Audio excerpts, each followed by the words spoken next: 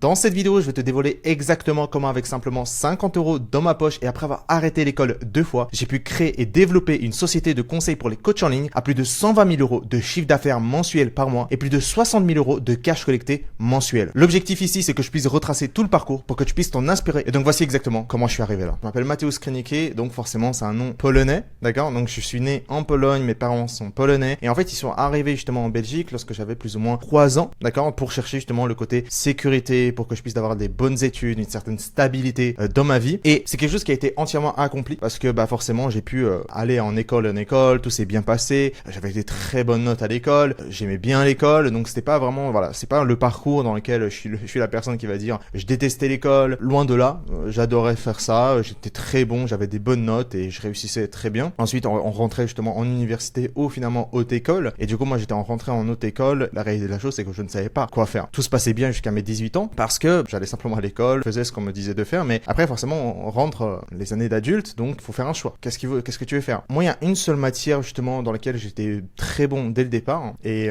vous allez voir que ça a quand même une belle influence sur ce que je fais actuellement, c'est les sciences. Et du coup lorsque j'avais vu la petite brochette, que je défilais une par une et je me suis arrêté sur biologie médicale, la chose justement qui se rapprochait le plus de la science réelle parce que je voulais pas aller 100% science, mais quelque chose un peu en biologie, etc. C'est quelque chose qui m'a intrigué beaucoup et donc j'ai fait le pas de m'inscrire justement dans une école de biologie médicale. Et donc c'était des études sur 3 ans. Donc tout se passait bien la première année, mais le gros déclic sera du coup à la deuxième année. C'est là où en fait où je comprends parce que du coup il y avait cette transition et des intervenants justement, des personnes qui travaillent déjà dans le milieu et qui partagent ils viennent et ils partagent leur expérience un peu sur les terrains. Plus ils parlaient, plus ça me démotivait en fait d'y aller quoi. Et là je me suis rendu compte d'un truc, je me dis mais en fait non, genre, on m'a menti. C'est-à-dire que pour moi j'avais cette vision justement de ce métier-là et finalement une personne du métier qui est sur le terrain, voilà, 7 jours sur 7 et il me dit littéralement le contraire. Et là je me suis dit mais on m'a menti en fait. Et donc moi je me dis ok c'est pas les études pour moi tout naturellement, donc je me dis je vais simplement me réorienter justement dans le côté donc d'autres études. Mais à savoir au début de la deuxième année c'est là où je commençais à m'intéresser un peu plus le côté entrepreneurial, donc je voyais un peu quelques petites vidéos YouTube par-ci par-là,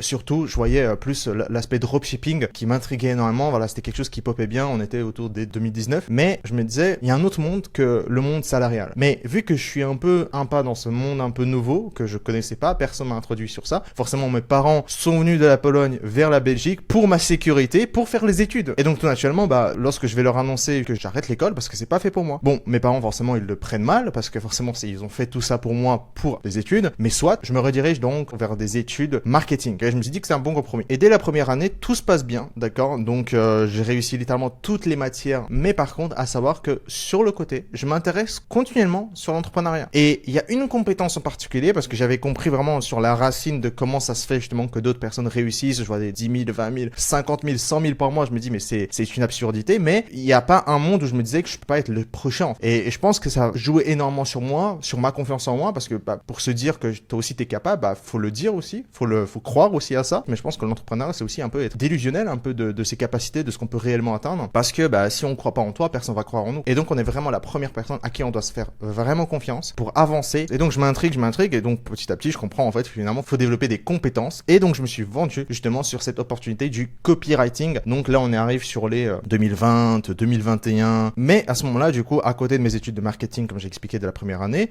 je prends énormément en compétences sur le copywriting. Et c'était la meilleure décision que j'ai pu prendre dès le début parce que le copywriting aujourd'hui forcément c'est la base de la vente. Et donc avant d'avoir les personnes en appel, faut savoir écrire pour convaincre les personnes de venir en call. Et donc je me formais continuellement sur les chaînes YouTube par-ci par-là jusqu'à me lancer vraiment dans cette prospection toujours à côté de mes études. Dans cette prospection froide par email, par Instagram, voilà toutes ces choses-là. Et je me rappelle encore du premier appel que j'ai passé, il était horrible. C'est littéralement le prospect qui leadait le call et c'est lui qui me disait quoi faire en fait. Et c'était oufissime, mais c'est une première expérience naturellement. J'étais pas du tout à l'aise de parler à une personne forcément qui à l'époque faisait plus que moi, donc j'étais entre guillemets un peu impressionné. À ce moment-là, je me disais mais attends, il y a un monde dans lequel lui il est à ce moment-là, moi je suis dans un autre pays, donc en Belgique, lui il était en France, c'est un infopreneur, il a X nombre d'abonnés parce que je m'étais positionné sur les infopreneurs à faire leur page de vente et leurs emails et je vends ma toute première page de vente à 50 €. à 50 euros. Les fameux 50 euros qui ont littéralement débloqué toute la vision de l'entrepreneuriat que finalement c'est possible. Mais c'était l'émotion la plus importante qui m'a le plus marqué parce que forcément c'est le déclic des premiers 50 euros en ligne à développer jusque ce qu'on fait actuellement et j'espère encore plus loin. Donc pour terminer, j'avais terminé ma première année très bien, j'ai tout bien réussi. À côté de justement travailler pour les clients, donc je pense que j'avais 1, 2, 3 clients, mais très peu cher bien sûr. Mais par contre à la deuxième année, je vais prendre un risque. Je prends la décision d'arrêter une deuxième fois l'école. Et donc lorsque je leur annonce, mais que cette fois-ci il n'y aura pas de rebond, ils sont extrêmement déçus de moi. Et donc à ce moment-là, je reçois une pression familiale énormissime. Mais il y a une seule chose que je leur ai dit, c'est laissez-moi un an. Et donc en fait c'était un pari que j'avais fait avec mes parents parce que c'est soit je perdais une année à essayer de réussir quelque chose ou un an sur un chemin tracé, basique, bancal de tout le monde. Donc en fait, c'était un risque, mais ça n'était pas un en fait finalement, parce que c'est soit ça se passe bien, soit je retourne à la case zéro. Donc c'était pas si catastrophique fondamentalement lorsqu'on regarde un peu de manière externe que ça. Mais à l'époque, forcément, moi je suis mes parents, ils rentrent du travail, ils me regardent, ils pensent que je suis au chômage littéralement, ils pensent que je ne fous rien parce que, imaginez-vous, la personne, on rentre dans la chambre, la personne elle est sur son PC toute la journée, on se dit mais il travaille pas quoi. En fait, il joue, il travaille pas. Et il y a vraiment en fait un monde dans lequel c'est une isolation complète, avec une routine extrêmement hardcore, donc vraiment des réveils à 7 heures, salle, méditation 20 minutes, deep work de 9 heures jusqu'à 21 heures, de 21 heures, affirmation, visualisation, méditation, sommeil pointilleux, complément. Pendant un an, ma vie a développé une certaine discipline absurde, parce que la réalité de la chose, c'est que je n'avais pas le choix. Mais encore le plus fou, et que j'ai pas dit, et que j'ai pas encore annoncé, c'est que je change également en même temps du business model. Donc c'est-à-dire, j'avais compris une chose, c'est que le copywriting freelance, c'était cool, c'était sympathique, ça m'a permis de prendre de l'expérience, que ça, en copywriting, en vente, en argent, du coup, financière. Mais j'ai compris une chose, c'est que j'avais pas d'effet de levier. Moi, je voyais déjà les choses comme effet de levier, ok, je me disais, mais en fait, finalement, je fais du 1 à 1, c'est-à-dire, je vends une compétence pour quelqu'un et je suis simplement, potentiellement, un job, entre guillemets, mieux payé. Et c'est pas l'objectif. L'objectif, c'est que, voilà, de manière délusionnelle, je me disais que je vais faire 50 000 par mois, quoi, minimum. Et donc, pour revenir, j'avais compris, justement, que j'avais besoin d'effet de levier et donc, j'avais besoin de changer de business model. Et en fait, il y a un business model justement qui énormément est en explosion, c'est également le côté agence. Maintenant, la question, c'est quel type d'agence? Je voulais pas développer des nouvelles compétences parce que j'avais déjà pas mal de compétences en copywriting. Et donc, je me disais, ok, c'est quoi l'entre-deux que je dois faire? Justement, c'était une agence d'email marketing qui m'a entièrement inspiré justement à développer la mienne parce que, en fait, on est dans cette lignée de copywriting, donc à écrire sur des pages, ok, donc sur des emails dans ce cas de figure. Et il faut simplement développer une compétence de design. Bon, une ni deux, je me lance là-dedans. Au début, c'était extrêmement lent. Je pense que les 6, 7, 8 premiers mois, rien. Ok, c'était extrêmement dur. Je me rappelle plus exactement les steps que j'avais mis en place, etc. Mais c'était correct, mais pas suffisant en vue de mes objectifs et de ma vision des choses. Parce que surtout pour mes parents, forcément, si tu leur dis t'as fait 2000, très bien, mais c'est de la chance, quoi. Et le mois d'après, on en est où? Mais il y a un moment donné, je pense qu'après 8, 9, 10 mois, où ça commence à extrêmement bien prendre, genre la prospection. Et à ce moment-là, j'avais développé également des vidéos YouTube parce que j'avais vu pas mal justement de mentors que j'avais à ce moment-là, que je regardais, de créer des vidéos YouTube, etc. J'avais même pris un accompagnement à plus de 5000 € à ce moment-là, dans lequel littéralement je devais trouver cet argent pour payer cette personne-là. Mais la réalité de la chose, c'est que ça m'a énormément appris le jeu de l'entrepreneuriat. C'est un jeu de volume. Pas assez de volume en prospection, pas assez de volume en contenu, pas assez de volume et pas assez de volume. Et c'est quelque chose qui répétait en boucle et jusqu'à aujourd'hui, j'ai ce côté où en fait tu ne fais pas encore assez de volume. Et là, je commence à faire les premiers 10 000, les premiers 15 000, le mois, le cash collecté, je parle. Et forcément, je montre ça à mes parents, ils sont très contents pour moi, mais ils sont contents à moitié. Forcément, je pense que vous savez, c'est que lorsqu'on va faire un mois, il y a toujours ce côté, ok, mais le mois d'après, il y a pas de stabilité pour eux. En fait, c'est ça le truc, c'est que, on va dire, c'était par chance que j'avais fait ça. Mais lorsque j'avais fait 2 mois, 3 mois, après, forcément, il y avait des baisses aussi, etc. Forcément, c'est un peu le jeu de l'entrepreneuriat. Mais surtout, ça a rassuré mes parents pour prolonger également, du coup, forcément, ce deal de, 1 an qu'on s'était fixé. Et donc, petit à petit, je me dis, ok, magnifique quand je suis dans une phase d'accélération. Donc, pour trouver tous ces clients-là, justement, pour atteindre ces 10 000, j'avais développé une équipe de 2 setters en particulier que j'avais trouvé, c'était mes proches à moi. À ce moment-là, je leur ai payé à la commission, j'avais pris un designer, bref, j'avais développé une petite équipe à ce moment-là, mais il y avait littéralement une douche froide intérieure où en fait il y avait un vide humain dans lequel je n'arrivais pas. Et c'est quelque chose justement où j'avais commencé à rencontrer également d'autres entrepreneurs et en fait je leur ai parlé de cette problématique-là, des personnes qui faisaient 2 fois, 3 fois plus que moi à ce moment-là. On me disait non, n'arrête pas, et j'avais d'autres idées en tête, mais on me disait justement ne fais pas ça parce que comment tu veux développer un autre business si tu as un business qui fonctionne, mais à la fin du temps je suis pas du tout aligné avec ça, aligné avec justement simplement le côté humain qui manquait parce que du coup, voilà, pour précision, pour ceux qui veulent savoir, c'était une agence d'email marketing pour les e-commerce. Donc, c'est des personnes, des founders qui ont multiples agences en simultané, qui ont plein de choses à gérer au quotidien. Et moi, je suis quelqu'un de très humain, ok? Très humain, j'adore justement ce côté où c'est sincère, c'est honnête entre nous et on a vraiment cette complicité humaine et où on peut échanger concrètement. Mais en fait, ce que j'avais remarqué avec ces personnes-là, c'est que c'est une relation à service pour eux, quoi. Et c'est là où j'ai pris un call avec mon équipe et je leur ai dit, désolé les gars, mais j'arrête, je ferme l'agence. Et tout le monde pose des questions, pourquoi, etc.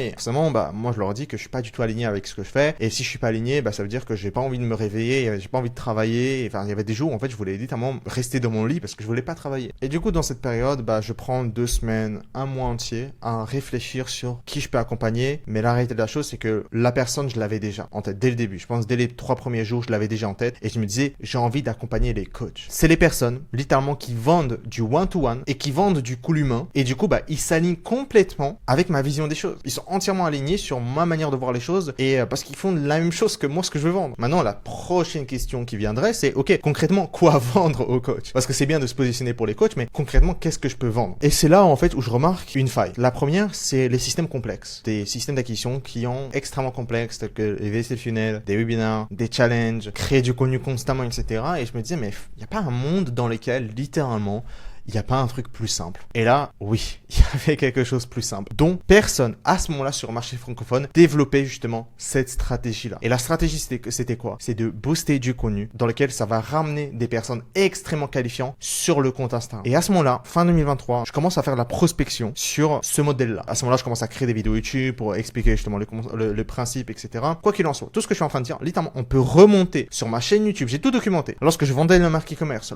d'ailleurs, en plus de ça, je me rappelle très bien, il y a une vidéo qui m'a fait signer un client à 1500 €, celle qu'on peut voir justement sur ma chaîne YouTube. J'ai littéralement tout retracé, tout le parcours sur ma chaîne YouTube, entre le copywriting, le switch, la prospection que je faisais sur les agences email marketing, et ensuite implémentation justement de call marketing, qui est aujourd'hui justement rebrandé en upscale. Mais à l'époque justement, j'avais lancé cette offre-là et je faisais des vidéos YouTube et je me disais, ok, en fait finalement, je suis sur un système simple, c'est quelque chose qui est entièrement aligné avec moi, donc c'est-à-dire pas de complexité du tout, un truc extrêmement simple. Et je fais donc dans ce cas de figure une grosse prospection fois sur Instagram en leur faisant justement des looms personnalisés, bref, voilà, tout ce que j'ai appris, je mettais littéralement tout en avant, etc. Je sais comment signer des clients et donc là, je commence à remplir mon calendrier petit à petit et je commence à vendre mon offre sur un système de paiement au résultat, donc un upfront et ensuite, je disais, c'est 1500 €, donc extrêmement bas prix à ce moment-là, pour que je fasse littéralement tout pour toi. Le script des publicités, le contenu, ta vidéo de vente, bref, tout le système justement qu'on met en place aujourd'hui à nos clients, qu'on a déjà accompagné plus de 130 justement avec ce système-là. C'est ce que je faisais à l'époque, au tout début, en fin 2023. Et du coup, j'avais signé un client, 2 clients, 3 clients et de nouveau, on peut retracer les tout premiers clients justement que j'avais signés. C'était Cédric, il y avait un deuxième Cédric aussi, je me rappelle très bien, qui venait du Canada. On peut remonter également sur mes comptes Instagram, sur mes stories à la une. De nouveau, tout a été tracé, documenté, tout de A à Z. Et tous les clients justement que j'avais signés, ils sont devenus des études de cas, témoignages clients. On lançait quelque chose, ça fonctionnait. On faisait ça, on implémentait un setter, parce que du coup, je recrutais les setters pour mes clients, etc. On implémentait le setter, je formais le setter. C'était du done for you total, d'accord?